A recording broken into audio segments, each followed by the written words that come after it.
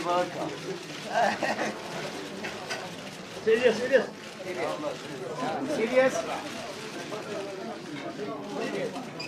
بركة بركة الله.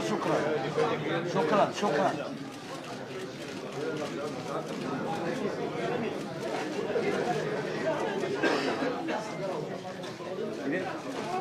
صافي شكرا.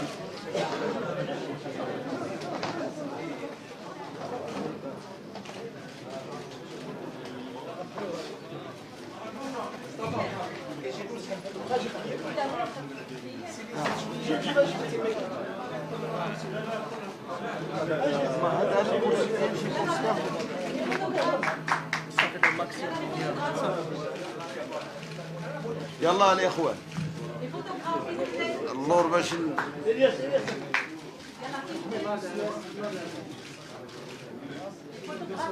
طب لاباس فين غبرتي.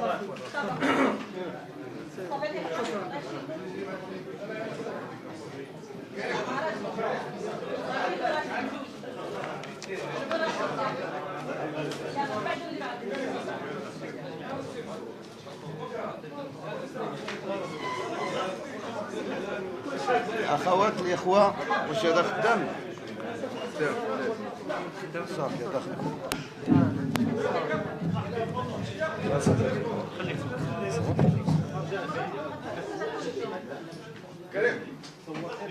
الاخوات الاخوه صباحكم سعيد، مرحبا بكم.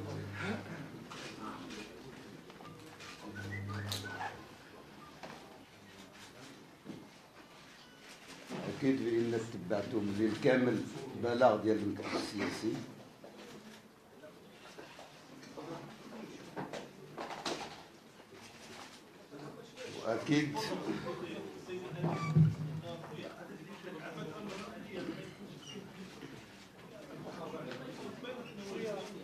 وأكيد أنكم الليل كامل وأنتم بعض منكم يتساءل علاش في هذا الوقت، وعلاش بالضبط البان، وعلاش بالضبط الياس العمري داخل البان.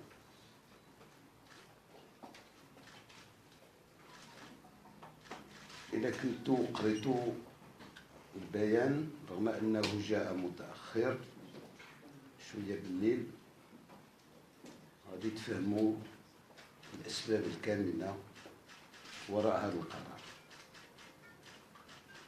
هذا القرار ما عندوش طبيعة لحظية ولا ظرفية،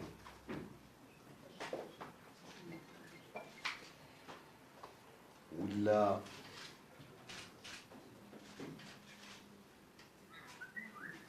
طبيعة يعني المزايدة في المشهد السياسي، لا أبدا. هو قرار شخصي، نعم، ونأكد لكم بأن هذا القرار بقدر ما كان مفاجئ لكم كان مفاجئ لأعضاء وعضوات المكتب السياسي ولمناضلات ومناضلي الحزب. انسحابي من الأمانة العامة لا يعني نهائيا انسحابي من الحزب أو من مسؤوليتي كمناضل من رواد أو من جيل المؤسسين لحزب الأصالة والمعاصرة. الأغلبية منكم عرفوا إلياس العمري قبل حزب الأصالة والمعاصرة، وعرفوا إلياس العمري في وقت حزب الأصالة والمعاصرة. يلا كتعرفوني هذه ما كاملاش سنة ونصف، كتعرفوا إلياس العمري الأمين العام لحزب الأصالة والمعاصرة. إذا القرار انسحابي من الأمانة العامة كان قرارا شخصيا، ولكن مبني على معطيات موضوعية.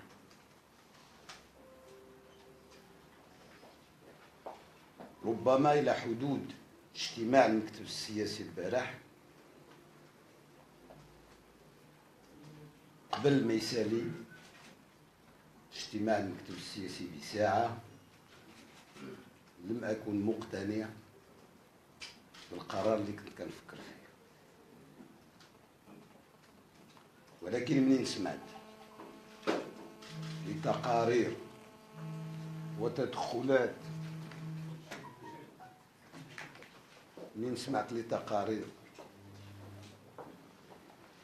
مناضلات وتدخلات مناضلات ومناضلين في المكتب السياسي،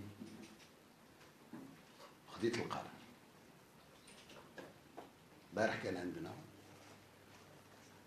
تقييم لسنتين من الانتخابات الجماعية، وبالخصوص الأداء ديال الحزب في الجماعات الترابية اللي كيترأسها أو شريك في التسيير، كما حتى الجماعات اللي موجودين فيها في المعارضة. كما استمعنا لرئيس الفريقين حول الأداء الفريقين البرلمانيين فات 3 شهور، كما كتعرفوا أن العمل في البرلمان بدا من بعد تأسيس الحكومة، بعد تشكيل الحكومة هذه 3 شهور وشي حاجة. كما كتعرفوا كنا قررنا في اجتماع سابق بمدينة وجدة باش شكلنا لجنة اللي غادي تخدم على 9 سنوات من عمر الحزب وعلى 10 سنوات من حركة تأسيس الحركة من أجل الديمقراطية.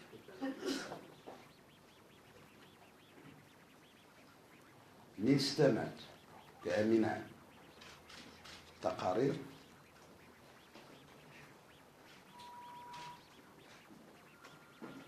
سمعت بأنه ماشي سمعت، توصلنا من رؤساء جماعات بقرار استقالة من رئاسة بعض الجماعات بأن ما عندهمش إمكانيات ديال الاشتغال، وبأن ما قدروش يوفيوا بوعودهم تجاه الساكنة اللي سلطت عليهم. وسمعت أيضا بأن هناك رؤساء مجالس ما التزموش لا بالبرنامج اللي من أجله سلطوا عليهم الناس، ولا بمدونة السلوك، ولا بميثاق الشرع. منين شفت بأن هناك من البرلمانيات والبرلمانيين اللي كيغيبوا على جلسات العامة للبرلمان بشكل متعمد وعلى اللجان بأن كاين المكتب السياسي خص ياخذ قرارات في حق هؤلاء، قلت لهم لا يمكن نهائيا أن هاد الناس يتحاسبوا بوحدهم. فأنا بصفتي أمين عام كنتحمل المسؤولية ديال الاختيار ديال هاد الرؤساء. أنا اللي وقعت لا في عهد السي مصطفى البكوري بصفتي رئيس اللجنة الوطنية للانتخابات، ولا الآن بصفتي أمين عام تزكية الترشيح الرئاسي. إذا ما ممكنش البارح اختاريت واحد السيد واليوم هذا السيد غيتعاقب بوحده. أول واحد خصو يتعاقب هو اللي سكاه، ما سكاش المكتب السياسي، أنا اللي سكيته. إذن أنا فين اقتنعت وخديت قرار. وكاين حزمة من الخلاصات اللي سيعلن عليها المكتب السياسي كيخدم عليها في المستقبل القريب. لأن البارح ما كانش وقت كافي باش نخرجوا بالخلاصات ديال الخصوص. مازال لجنة التقييم ديال 9 سنوات ما كملتش الخدمة ديالها بشكل بسيط. بكل بساطة هذا الشيء اللي كاين عادي جدا، ماشي كما كيتخيلوا بزاف الناس، وهذا الشيء ما محتاجش بزاف ديال. انا اصلا من المعروف عليا ضد الفكر التآمر المؤامرات، ومعروف عليا ماشي من النوع اللي كتجيني لا تعليمات لا من الفوق ولا من تحت. يعني والبارح باش ما تبقاوش كل واحد يقول اللي بغى بناء على ما يقال هنا وهناك، قلت للاخوان غادي نشوفكم هذا الصباح وقولوا اللي عجبكم، وانا طبعا نقول لكم اللي كاين. لذلك غادي نعطيكم الاسئله في مره واحده كلكم ونجاوبكم مره واحده. نعم كلكم غنعطيكم اسئله. يلا الارقام. انت الارقام ما كنتيش كتسمع، كنت غير كتستنى فوقاش تهضر. زيد غير كنضحك معاك، غير كنضحك حيت صاحبي وكنضحك معاك. وزيد تفضل. الله يرضي عليكم. زيد سيد الأمين عام.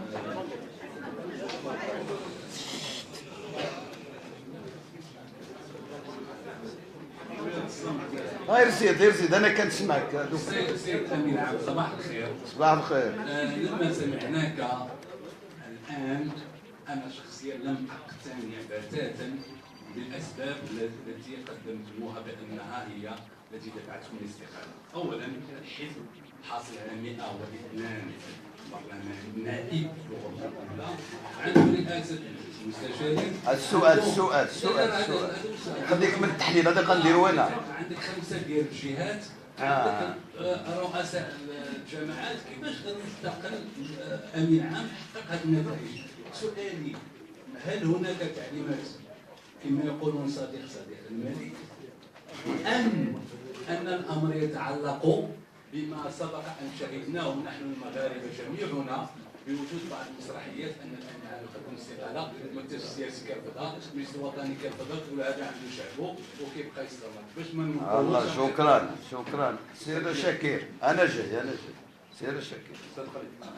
كل شيء غنعطيكم، غنعطيك اسيدي احمد، اعطيك وانت بشلها. يلا متفقين نفس السؤال. زياده التغطيه فعلا.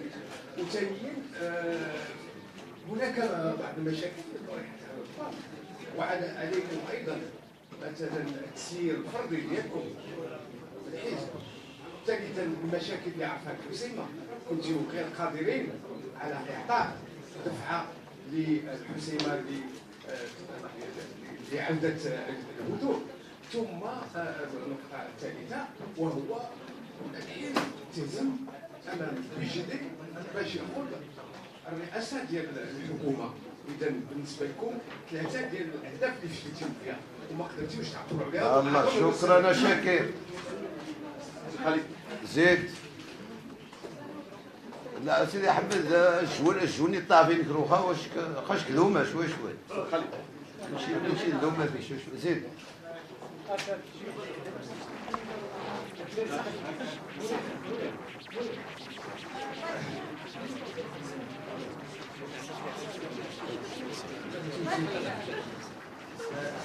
عليكم السلام. اي اسم الله اسمك رشيد المولي. واخا رشيد المغرب العربي مسكين. زيد. بناء على معطيات التقارير اللي عرضتوها الان، هل جاءت هذه الاستقاله كردة فعل على الخطاب الملكي الذي طلب فيه الساسه عن الانسحاب في حالات كانوا غير قادرين على تطوير الحياه السياسيه الوطنيه. وشكرا. شكرا. اجي يلا. نعم زيد زيد هيبه زيد.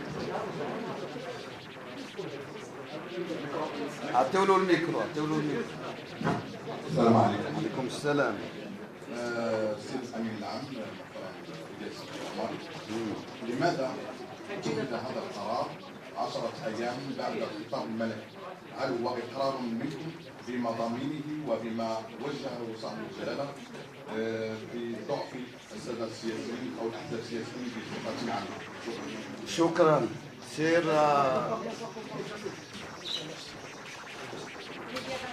ميديا 24.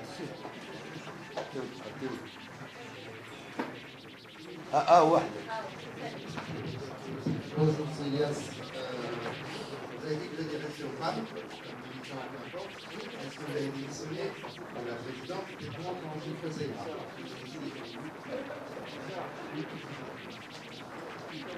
Ok.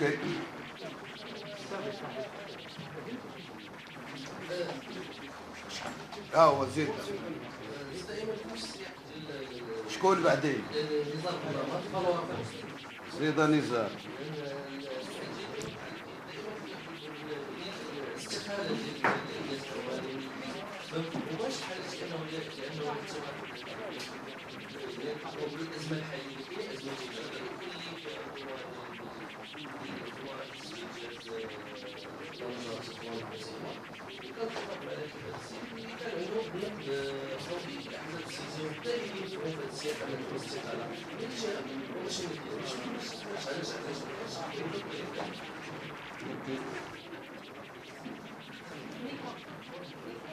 عطيو العرب يلا. واخا في الدواء نعطيك دابا. يلا زيد سي احمد. ما قلت المزيغ ولك الجواب وسط المزيغ. لماذا قلت العرب؟ العرب راه الجواب وسط المزيغ. لماذا قلت العرب؟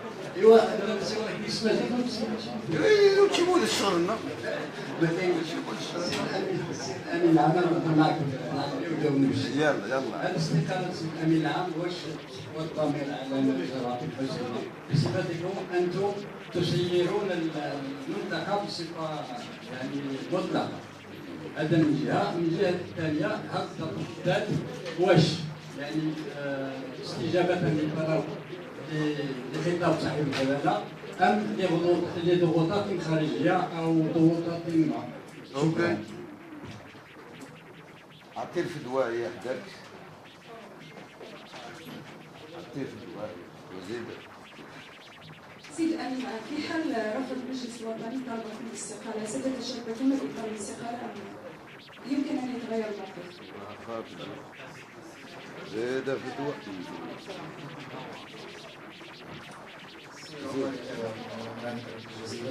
قلت أن ساعة قبل نهاية اجتماع المكتب السياسي لم تكن متأكدا من قرارك الذي اتخذته. يعني عندما أتيت إلى هذا الاجتماع هل كان تفكر في الفرضيتين أو لا؟ وبالتالي هنا يطرح مسألة التوقيت. في البداية تكلمت قلت ستجيب عن لماذا وعن التوقيت ولم تجيب عن هذا التوقيت.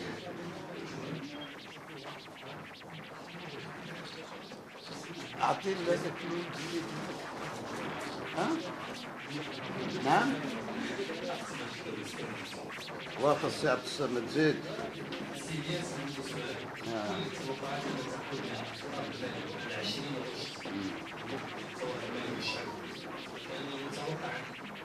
يتضمن عدد الملفات بين المسؤول الحزبي على راس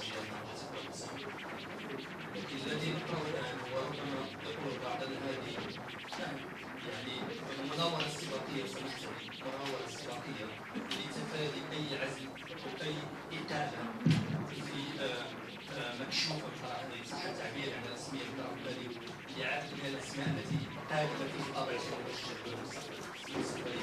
طيب نريد أن نفهم بالضبط هل هذا إبداءات شخصية أم إحساس بالمسؤولية لما وقع في سيدة أم ربما الإضافة في تصحيح مسار الحزب للأشهر والسنوات؟ سيد أمين العام. سيد أمين العام. نعم. سؤال واحد فقط ما يكملش الموضوع. شكون بعدين شكون؟ سؤال واحد فقط سيد أبي نعم، هل كانت لكم اتصالات فعلا مع زعماء الأحزاب قبل أو بعد خطاب الملك؟ شكرا. شكرا. شكون؟ لا رشيد خليه. رشيد راه معنا في الحزب. ماشي مشكلة رشيد الله يهديك. اعطيو الاخ تماك، واخر سؤال واحد ليه والله يجعل البركة. راه بدا سميتو بدات الحرارة.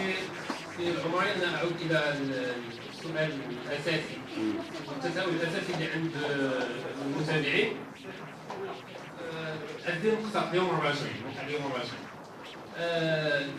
الاستقالة، الدواعي ديالها ما كانش مقبولة البارح خلال التفاعل مع سميتو، وخصوصا الظرفية اللي جات فيها يعني من بعد الخطاب الملكي. ألم يكن الأجدى، ماشي كنقول الأجدى ولكن القوة ديال التفاعل مع حدث بحال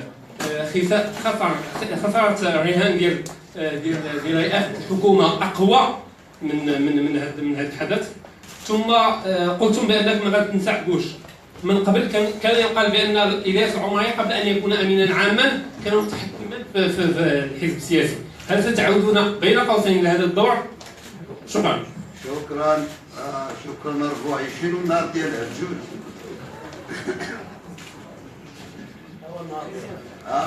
بركة.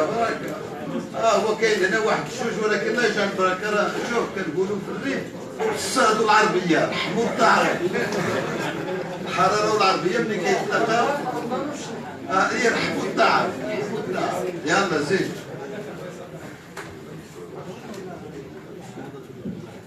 شكرا سيد الامين العام. السؤال ديالي الا كانت الاستقاله ديالكم جاءت في سياق المحاسبه ديال المنتخبين والبرلمانيين وهادشي، هل هذا يعني ان هذا الموقف سيمتد الى الصفه الاخرى الثانيه اللي هي رئيس الجهه؟ السؤال الثاني هو واش هذا الشيء هذا يؤدي في البان الى العوده الى الازدواجيه اللي كانت هذا واحد النقد رئيسي اللي كان كيتوجه للبان في سنوات فارطه. غير عندكم دابا انا نعطي واحد الولد هو انت بلا ميكروفون بلا البوق نضرب نسمع انا ودير بلا البوق. جزاك شكرا الله للكل. هذه يعني ربما هذا غير الترسيم ديال واحد القرار اللي كنا كنلميحات ليه في الفيسبوك. يعني ربما شي يمكن لك تعطينا تنوير على هذا الشيء اللي كيكون في الفيسبوك وارتباطه بهذا القرار اليوم.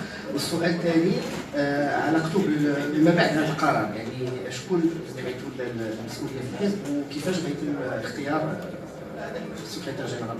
شكرا. زيد بلا بوق. واخر سؤال بلا بوق. زيد. تحياتي السيد الامين العام السابق. الله عليك. انت الوحيد اللي غنشوف. ما يتعلق بالمساله هو الحديث عن الاساتذه. الحديث عن الامانه الامريكيه والحديث عن الاساتذه، يعني منصبين مهمين، يعني اقتراب الانتخاب من الساكنه في المنصب ديال رئاسه الجهه كان من الاولى ان يكون احق بالاستقاله. هذا تطرح زين كل شيء طرحه صافي. هو اللي عندك صافي. بارك الله فيكم. شوف غادي نبدا بواحد الحاجه. اظن بان هذا التطور اللي حصل في بلادنا اللي ما جاش من السماء، جا بفضل التضحيات ديال المغربيات والمغاربه وبداو فيها الغالي والنفيس. بالنسبه للجيل الصغير منكم اللي ما سمعش على سنوات الستينات والسبعينات والثمانينات الى حدود بدايه غادي يقول ربما ان ما نعيشها من جوع ومن انهار هادشي اللي كاين هنا، هاد العدد ديال الكاميرات. انا ملي بديت تعلمت السياسه النهار الاول ممنوع كاميرا، ماشي ممنوع لقاء، ممنوع كاميرا. الا هزيتي مع الكاميرا غير في مولاي يعقوب كيجي عندك المقدم كيقول لك اش كدير بها. هاد التطورات خصها تكون كافيه باش يقتنعوا المغاربه بان الفكر ديال التآمر وديال شي حد قال لشي حد وديال شي حد خدام عند شي حد بانه ينتهى.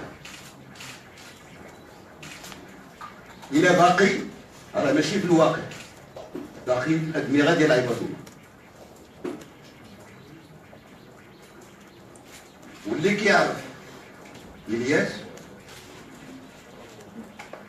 قبل البام وابان البام وغادي يعرفني من بعد ايضا، اللي كيعرف الياس كيعرف بانه ما كتجيلوش التعليمات. وما عمرني ما خدامش كاع، وما عمرني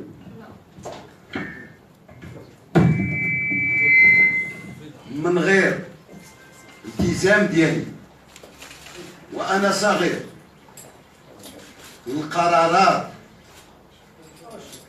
ديال المؤسسات السياسيه ولا المدنيه ولا الحقوقيه اللي اشتغلت فيها، ما عمرني نهائيا نفذ قرار ديال شي حد كيفما كان. كنقول في المجال العمومي، في المجال العمومي باش نكونوا واضحين، ما عمرني خمست عند شي حد. اول مره خمست في حياتي هو في الجهه وغادي نجي نجاوبكم عليها. لذلك جميع قراراتي من غير التنفيذ ديال المواقف ديال المؤسسه السياسيه ولا المدنيه اللي كننتمي ليها، ما عمرني نفذ قرار ديال شي واحد. وكنقول دائما اللي بغى يبلغ لي رساله، زمان الاشارات غادي انتهى، اللي بغى يبلغ لي رساله يبلغها مباشره. ودابا عندنا من ادوات التواصل الكثير، نلقى واحد ما يكتب. اذا لذلك فلنبلغ الرسائل ديالنا بشكل واضح وبشكل مباشر. انا من قررت الاستقاله درتها بشكل واضح ومباشر. الان الجهه الاجدى الامانه العامه اللولانيه ولا الجهه، قرار ترشيح الامانه العامه كان قرارا فرديا، كانت قناعه سياسيه. هذا القرار تم التزكيه ديالو من طرف المناضلين والمناضلات في الحزب، ولكن الجهه ماشي قرار فردي. عندي شركاء، ماشي من حقي نجي ونساعد. وانا ماشي من النوع اللي كيخون الشركاء ولا اللي كيتقلب عليهم. وهذا ما كيعنيش بانني ما غاديش نديرها ملي غتوصل وقتها. وما عندها علاقه بشي اخ قال الخطاب، شي اخ قال بان الخطاب ديال 20 غشت. اخويا لا كتعرف اش غيكون في الخطاب قبل 20 يوم، فنولنا انت. انا اللي خصني ندير الصحافه باش تعطي لي الخبر باش نكتبو. ما كنعرفش اش كيتقال في الخطابات الا النهار اللي كنسمع الخطاب. ولكن نصح لك واحد الحاجه، انا منتخب، ما كاينش شي مؤسسه تحيدني الا المنتخب. خاص المجلس يدير دوره يصوت ضدي. ما إما أن أقيل من طرف اللي ينتخبوني، ما إما أن أستقيل. ما كاينش في القانون التنظيمي ديال الجهات تعطى صلاحية لشي حد باش يقيل منتخب. ما كاينش، وأرجوك سير تقرا القانون. حنا ماشي تركيا، الشيء كيوقع في تركيا يعني كيحيدوا الرئيس ديال تركيا هو اللي كيحيد المنتخب بوحدو. ربما في العالم بلد فيه انتخابات وكيجي الرئيس كيحيد المنتخب بوحدو، حنا لا، ما عمرها وقعت حتى في الزمان اللي كنسميوه زمان. هذاك قرار ديال الجهه غادي تعرفوه في وقته.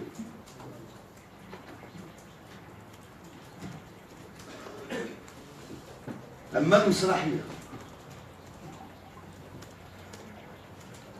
ربما أنا سياسي ماهر فاشل، ولكن مازال ما جربتش المسرح بس الأرقام وما كنديرش المسرح. وجمال عبد الناصر قد ولا، أنا ماشي بعثي كما قال واحد المناضل البارح في المكتب السياسي. هذا قرار مؤسسة الحزب عندها السلطة ديالها، ترفض تقبل، هذا قرار الاستقالة وقرار ديال الاشتغال في الحزب. ما اما شي واحد الا عنده شي مشكل ديال وراء الستار وصاحب صاحب وكيتحكم، هذاك مشكله. أرجو أن يعرف الرسول على شي مختص في هذا المجال. أنا لا. السيدي يدي الله هنا اشتغلت معاه مدة 5 سنوات، يقول لكم شكون اللي كيتحكم في الآخر.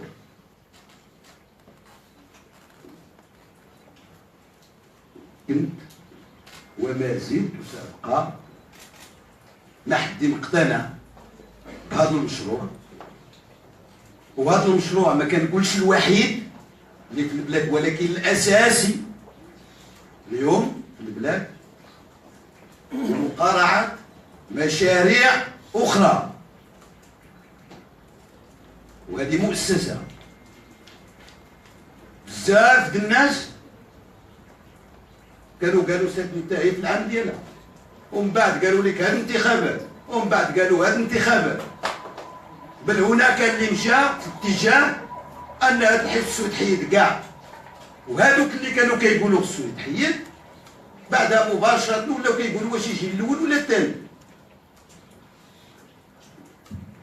وما كاينش شي حزب يؤسس بقرار ديال شخص او مجموعه من الاشخاص كيستمر، المشروع كيستمر 10 سنوات. وسيخوضوا التجربه المغربيه وغير المغربيه. هذوك الاحزاب اللي كتذكروا عليهم كيبداو 200 كيكملوها ب5. نحن لا، بدينا صغار غنكملوها كبار. المشروع باقي. وجاوبت في 2009 بان البا ماشي رغبه ذاتيه، ماشي قرار فردي، ضروره موضوعيه وتاريخيه. والناس اللي كيزعج هذا المشروع لان كاينين كثار او يكونوا بوحدهم مع كامل الاسف، لان مازال عندنا منطق مع كامل الاسف ديال بعض السياسيين أن خص يكون الحزب الواحد أو الحركة الواحدة أو المشروع الواحد. ملي كيشوفوا شي مشروع كيزعجوا ولا كيختلف معهم كيقولوا هذا الكلام. أما علاقة هذا الشيء بالحسيمة لا علاقة له بالحسيمة. والحسيمة جاوبت عليها مزيان لا في التلفزيون لا في الصحافة، ما عنده أدنى علاقة. أنا فخور بانتمائي إلى الحسين، أنا فخور بانتمائي إلى الحسين، أنا فخور بانتمائي لقبيلة تيتوريا، وفاخور حتى الا كانوا هذوك الناس سبوني انا فاخور. انا كنصبر السبان ديال الخصوم وما بالو كان ديال الوالده. انا كنعتبر بان هذوك الناس عائلتي مهما يكون العتاب ديالهم لي والانتقاد ديالهم لي كيزيدني الا حبا فيهم وفي بلادي وبلاد المنطقه. وهذا الياس اللي ما كيعرفوش، وقراري ما عنده ادنى علاقه بما يحدث. ما يحدث عطيت عليه الموقف. اما الخطاب الملكي مع كامل الناس، انا غنعطيكم موقف ديال الياس.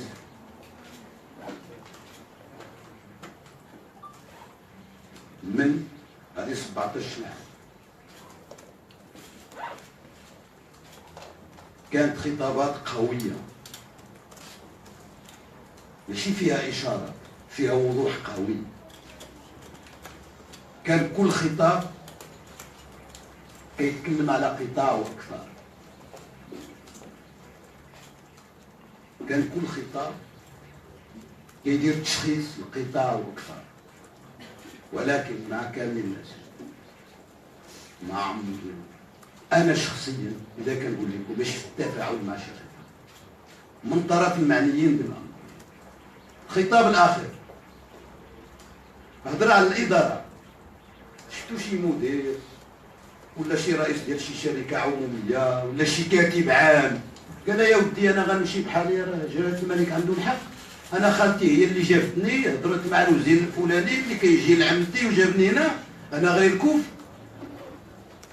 شفتوا شي واحد قال بانه جلاله الملك عنده الحق لان منين جيت كنت كنتصور امور شكل ومنين وصلت لقيت بان ما كانش.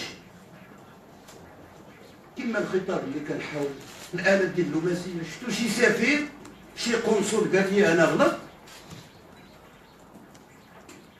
إلى غير ذلك.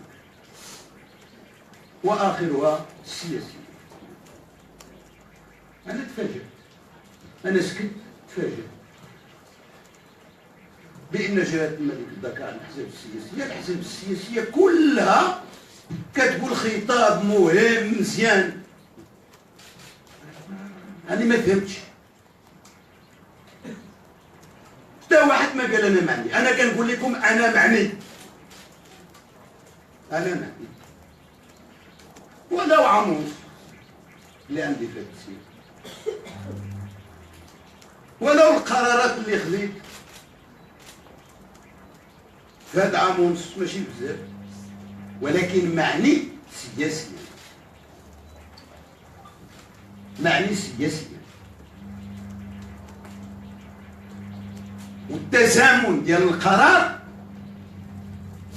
أنا أفتخر به، أنا أفتخر به.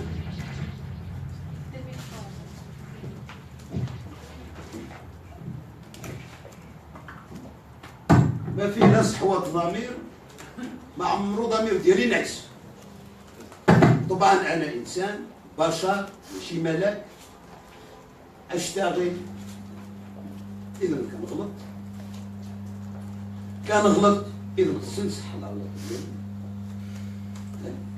دابا واش غلط منين اقتنعت ترشيح الأمانة العامة؟ هذا يمكن نجاوبوا عليه من بعد، هذا يمكن نجاوبوا عليه من بعد ونذكروا عليه من بعد. ولكن اليوم القناعة ديالي اليوم باش نجاوب على الأخ ديال الجزيرة. طبعا منين جيت كنت متردد ما بين إلياس الشخص وإلياس السياسي. إلياس الشخص كنقول علاش نمشي، علاش نحمل راسي هاد الشيء كامل.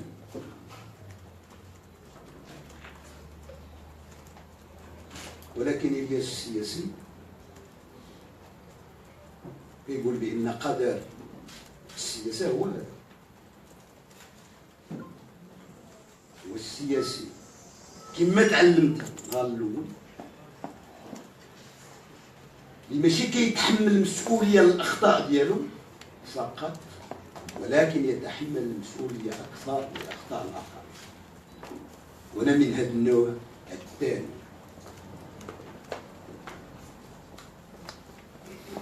اذا اكتملت عندي الصوره داخل المكتب السياسي، اكتملت عندي الصوره داخل.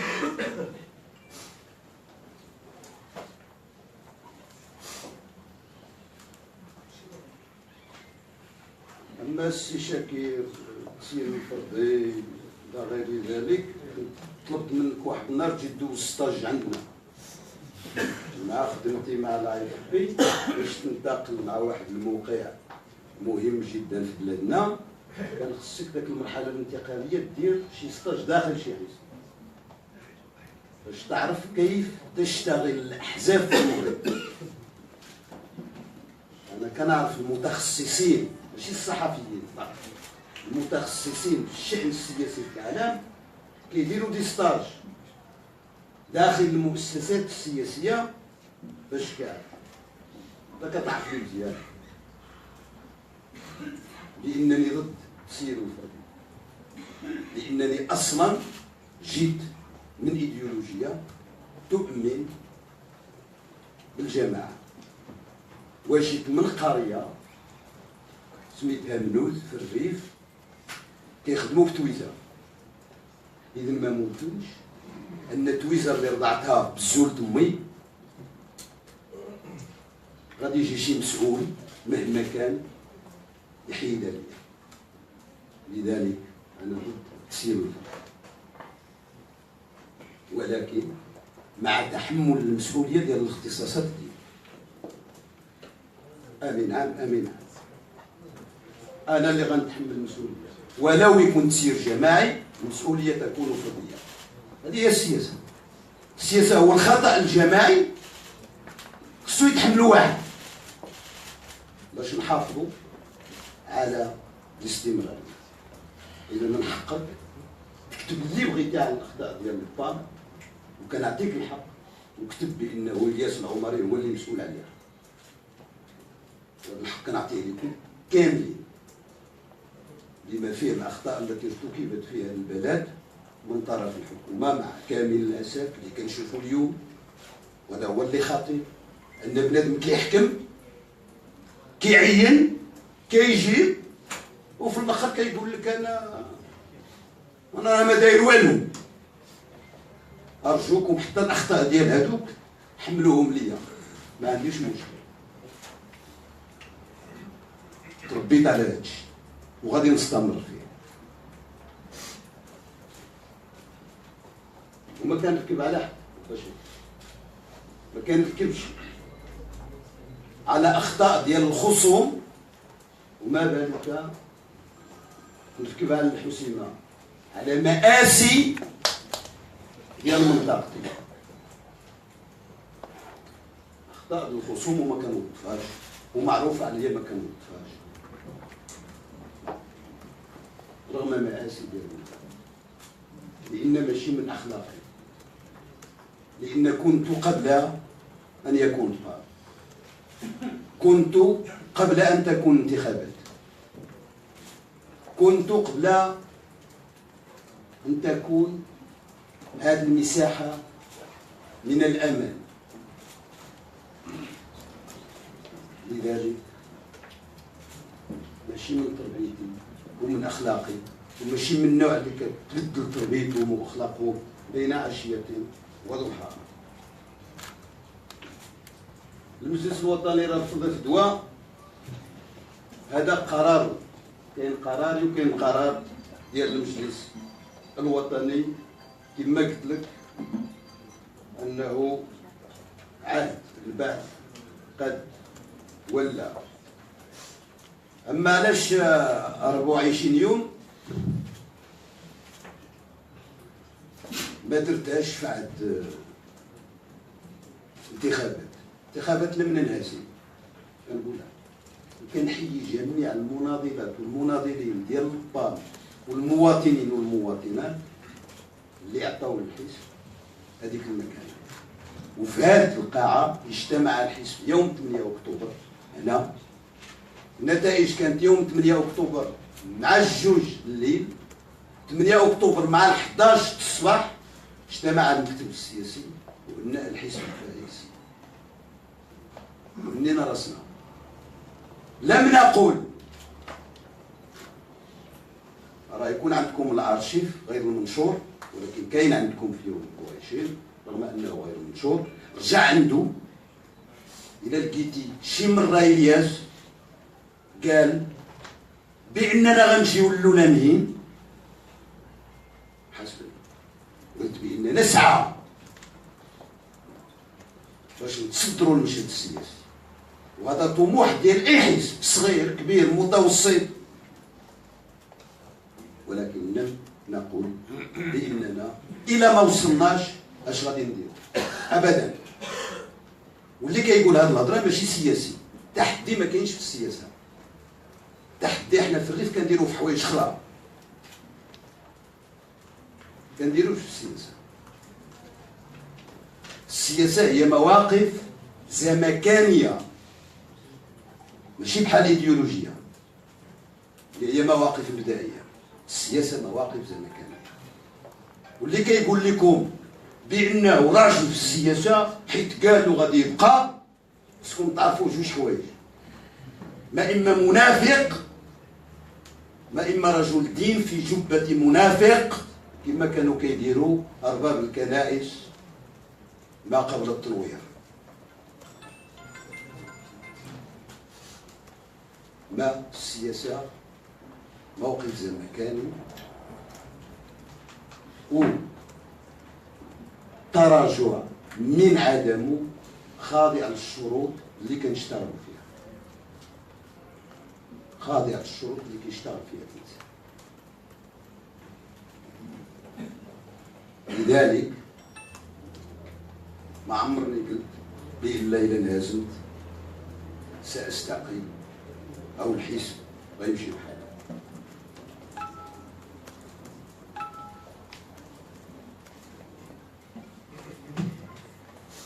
أما قلت في الفيسبوك أنا ما كنضكرش بالإشارات. بزاف د الناس في التواصل ديالي في الفيسبوك، وقلتها أكثر من مرة، يحملون داك الشيء اللي كنكتب أكثر مما يحتاج. أنا إنسان حاولت ما أمكن، كاين واحد الصفحة رسمية نخرج،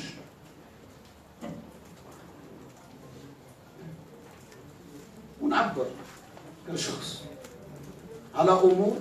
هذا هو الأهمية ديال العالم الافتراضي، هو أن شخص واحد كيعيش 5 المواقف في ساعة واحدة، لأنها ماشي مواقف رسمية. بل حنا عندنا في المغرب اللي مزيان أكثر من هذا الشيء، كنهضروا على 18 مليون في الفيسبوك، راه يلاه 5-6 مليون. كل واحد من المغاربة عنده 4 ليكون، واحد سميتو فاطمة، واحد خديجة، واحد أحمد، واحد كذا، وهو تماك شوف كيعيش ب4 ديال الحسابات. جاب الله ديال الفيسبوك ماشي ديال البنكة، كيعيش ب4 الحسابات، ب5 الحسابات. هنا متدين، هنا ضد الدين، هنا مسيحي، هنا علماني. هو واحد.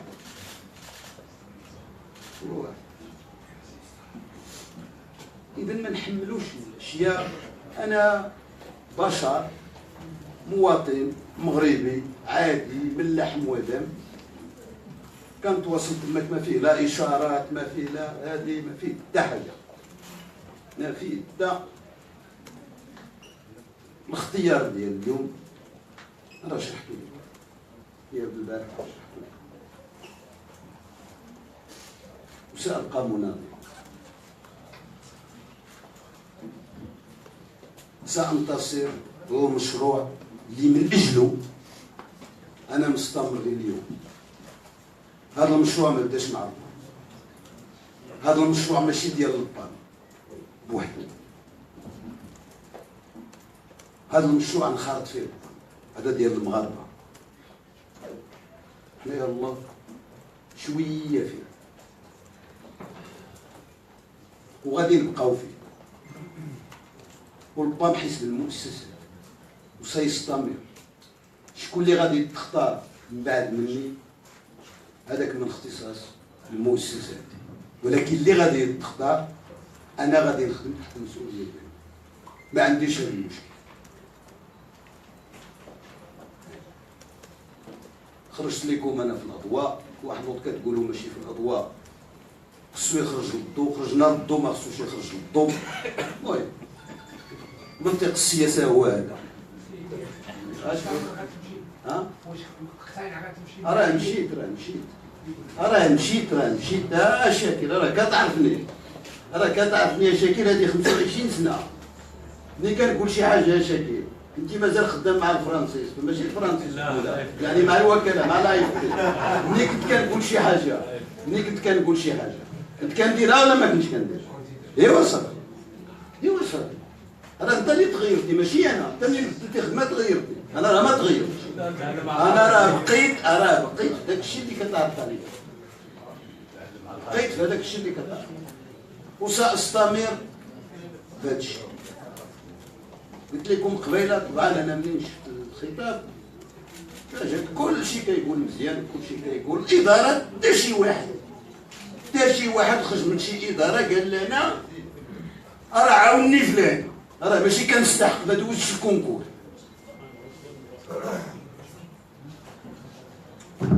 وما غاديش نزيد لكم اكثر من هذا الشيء. السلام عليكم ورحمه الله تعالى وبركاته.